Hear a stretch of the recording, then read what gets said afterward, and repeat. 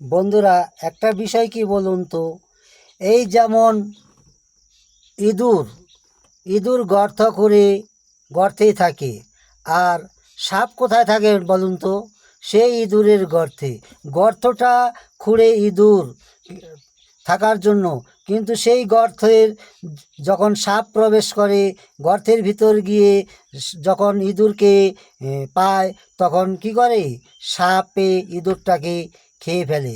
আর তেমনটি আমাদের জীবনে ভগবান ঈশ্বর তো অবশ্যই আছে, তার বিপরীতে কে দাঁড়িয়ে আছে তো সেটা জানেন তো? তার নাম হচ্ছে শয়তান। শয়তানের কার্যকলাপ, শয়তান কখনো গঠন করবে না, ও ভেঙে ফেলবে। কারণ ওর সৃষ্টি থেকেই ও মানুষকে পাপের রাস্তাতে পরিচালিত করা, নরকে পৌঁছানোই হচ্ছে শয়তানের কাজ। আর ঈশ্বরের কাজ তাকে, তার ছেলে মেয়েদেরকে স্বর্গে নেওয়ার জন্য।